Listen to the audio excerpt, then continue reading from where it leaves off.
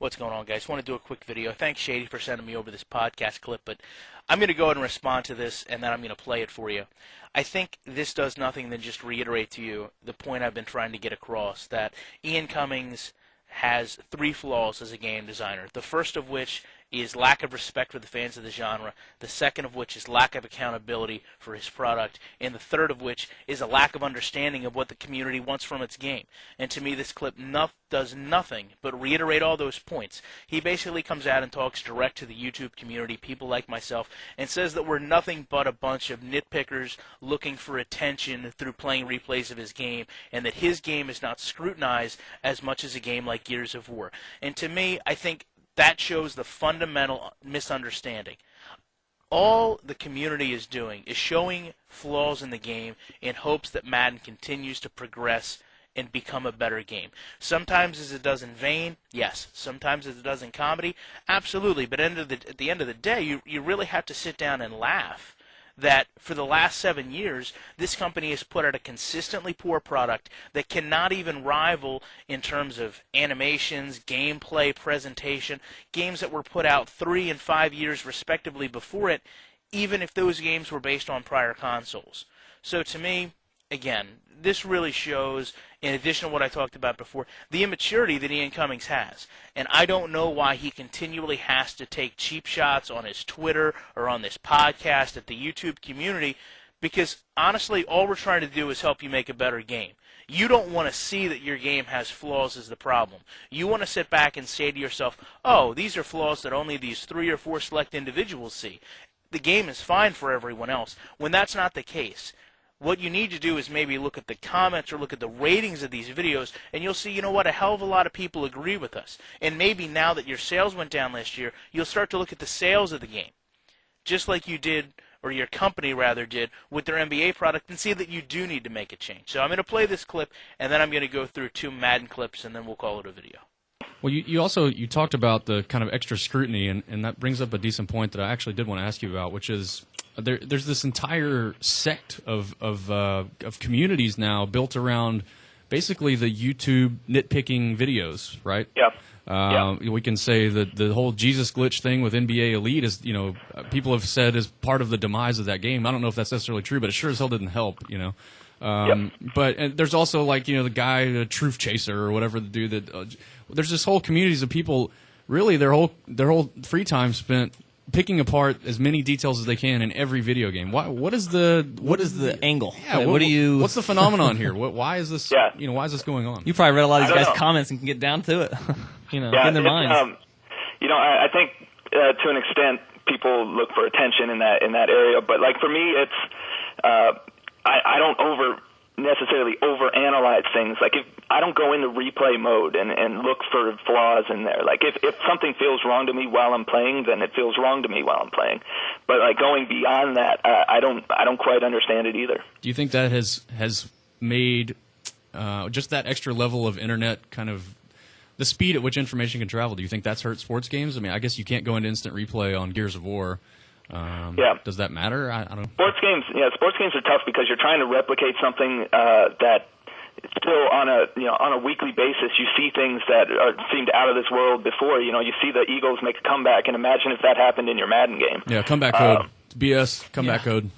Yeah, I mean, it should be rare, but imagine if it happened, still people would be irritated by it. So there's things where, you're trying to match the unpredictability of the real-life sport, but at the same time, you have to keep it within certain, restrictions. All right, so to me, this is nitpicking, just for the point of reference. This is the sideline with Madden 2011. They've been completely static and uninteractive for the past 3 or 4 years now. 2K8 has interactive sidelines where players, catch each other, cheer, things like that. Now, Madden players continually cheer really no matter what.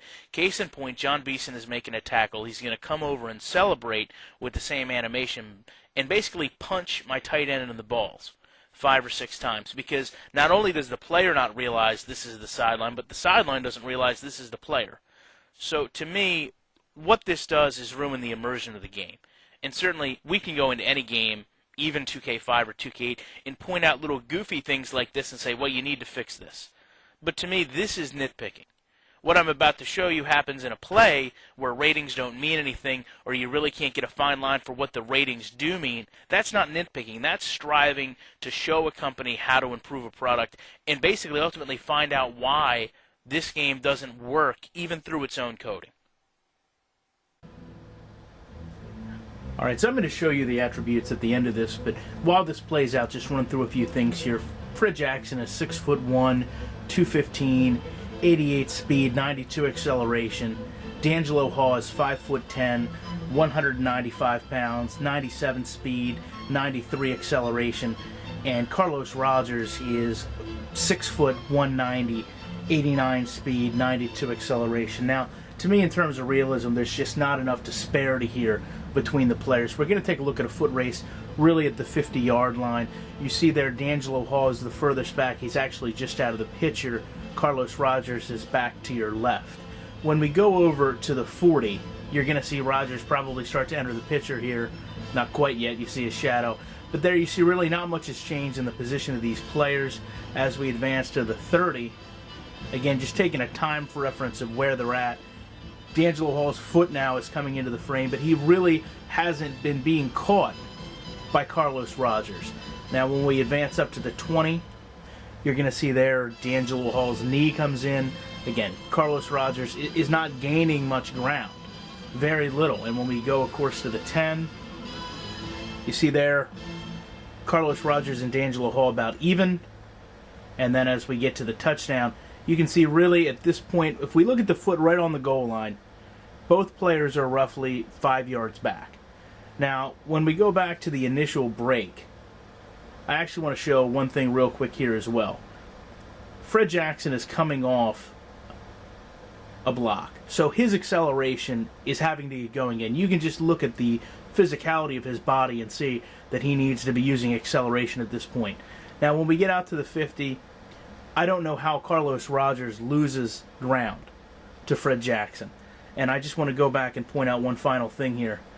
When I spoke about the acceleration, you can see here is D'Angelo Hall coming off a block. And there on top you can see Fred Jackson again. There's what I talk about acceleration. Over here, when we look at Carlos Rogers, he's coming off a block. Again, we talk about acceleration. So to me, it's a very even playing field here.